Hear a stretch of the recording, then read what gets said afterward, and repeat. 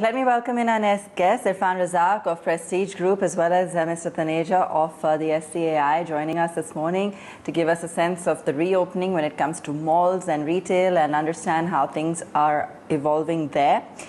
Good morning, both of you. Mr. Taneja, let me start off with you. What's been the process of gradual reopening the last few days? What are you seeing on ground in terms of footfalls, in terms of retailers also striving to reopen and get things back to normal? Good morning. I think the opening has been very encouraging. We started opening on Monday, and I can just say that shopping centers have behaved very responsibly across the country. Almost 200 plus shopping centers open. And we saw encouraging response. If you compare pre-COVID days, we would say the footfall was in the range of 30% to 35%. That's what it looked.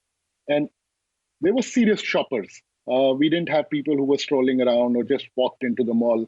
We had shoppers who came with a purpose, bought something, and went away. That's what the feedback is.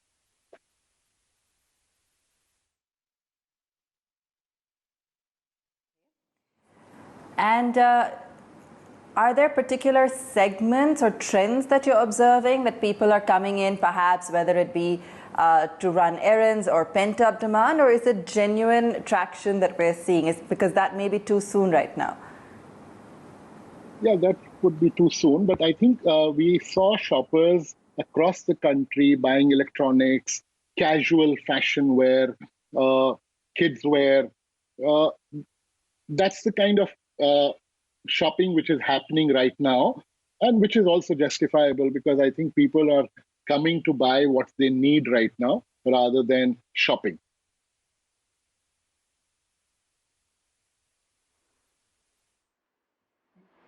Mr. Razack, what's been the experience in Bangalore? Have footfalls increased? Have the malls opened?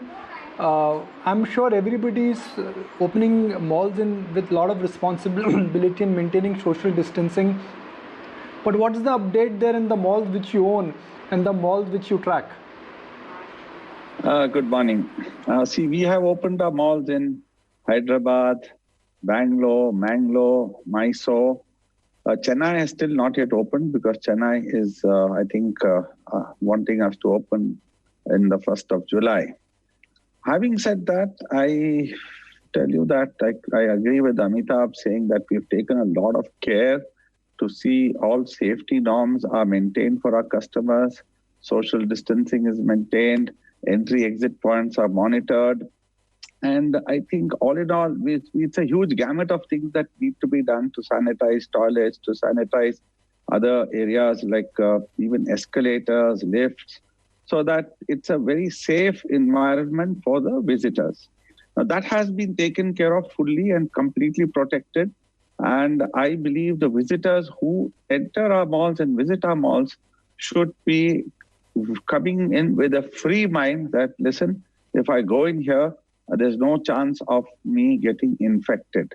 Having said that, yes, we need to follow this continually. It can't be relaxed at any point of time.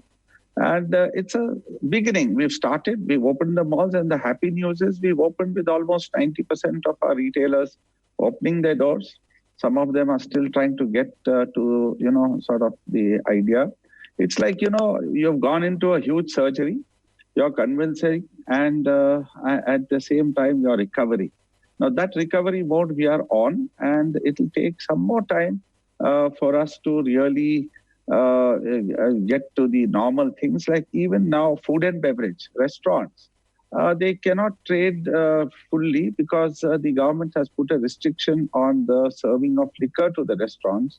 So the bars and restaurants in the mall are like, they are open, but like non-functional. Food courts are open because food courts, there's no liquor.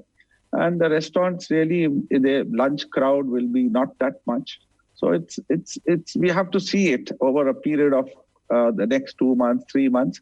But like Amitabh said, trading is happening. That's the happy news. People are coming in and buying. And I won't call it something like, people are just going berserk in buying, but that whatever the requirements are, They're coming out. They've been denied to go out and have the shopping experience. So that's happening. And I think it will pick up over the weekend. And then we've got the next few weekends.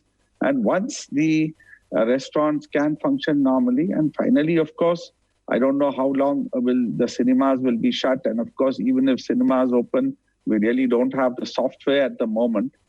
So that also will take a couple of months, I believe, and we'll be hitting back to normalcy maybe sometime in either August or September. And at the same time, the other part is the infections are not decreasing in the country anyway. The spikes are happening. So we have to take care. We have to be cautious. We can't throw caution to the wind, and it has to be a balance. At one time, the life has to go on, but at the same time, we have to protect lives. So it's a very big contradiction. But I believe that that's how things are going to be, and that's the new normal. Fair point. I think we are complete in, Votary as a channel that, look, you have to take precautions, wear a mask, don't touch surfaces, maintain social distancing, but life has to move on. I mean, that's the way we have to understand how things are. So, Mr. Razack, we also heard that for a lot of malls now, individual shop owners or currently the tenants are renegotiating rents, and that's largely because if there is no business, they cannot pay rents. Are you showing empathy to them? Are you renegotiating long-term leases? What is happening what is happening to that part of the business? Since you're a listed company, I'm asking you direct question. Yeah, see, we've shown empathy straight away on day one. When the lockdown happened, March 15th, in the malls across, my CEO and CEO approached me, who handled the malls, and they said, listen, the malls are shut, retailers are getting anxious. I said, listen, it's fair. We've always worked in a spirit of partnership. The contracts may say one thing, but let's give the rental waiver fully till the lockdown period. And once the lockdown opens, we have to get back the rent. And of course, during the lockdown, the only request that was made to the retailers was to pay the camp charges so that the mall could be kept in condition. So whenever it opens, it's much easier and it becomes sort of instant. But at the same time, the retailers, we understand the pain of the retailers, but the retailers have to understand the pain of the mall owner, the mall developer, because we too have our commitments. We have got financial arrangements with bank. We've rentalized our rents. And technically, all the rent belongs to the bank because that's been escrowed to the banks. And in case the rent doesn't come in, that will put in a huge financial stress burden on us. We do understand the burden of the retailers. So it's a mix and match. We'll have to see. Now, we've already given away the 2.5 or 3 month period, which we've actually just written it off.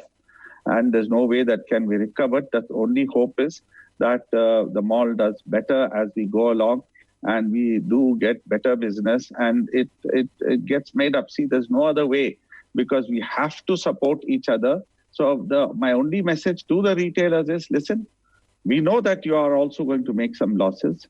We've also made losses. Let's share our losses. It can't be only win for you and loss to us, and it can't be only win for us and loss to us.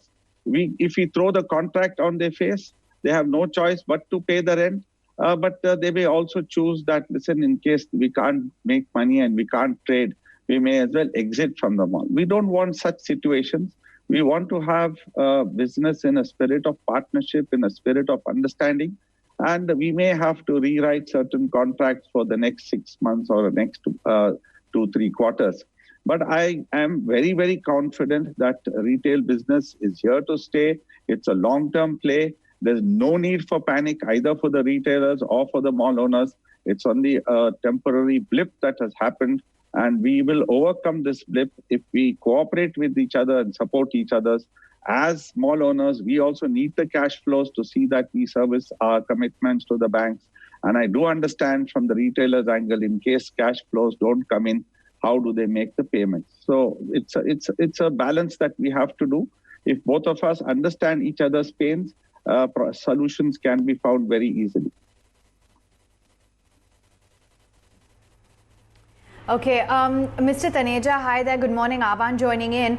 Just a twofold question. Wanted to understand how you're looking at, the loan moratorium, because that is going to be new, good news for the sector. It will, of course, ease pressure on businesses who haven't earned money in the last 2 months. But do you think that at a time when we have seen a lot of pent-up demand, that consumers may be reluctant to shop? Would you be maybe looking at any sort of lucrative discounts in order to attract more footfalls and spurt up demand?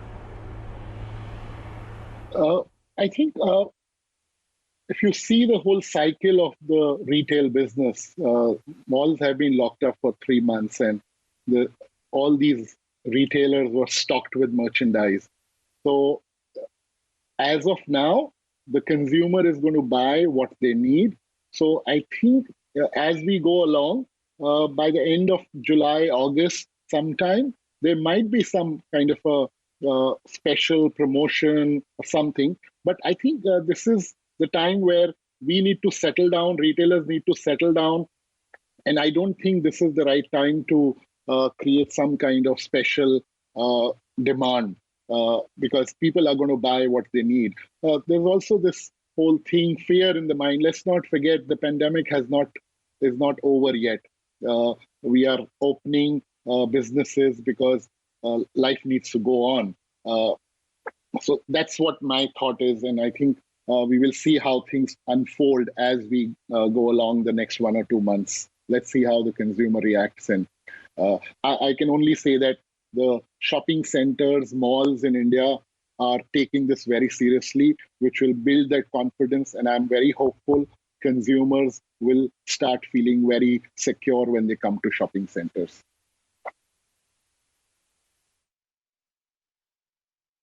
Thank you for taking time out and joining in, giving us your view on what we could potentially see once return of normalcy comes back for the malls as the fear gradually abates. And of course, we do move towards a vaccine. That's the view.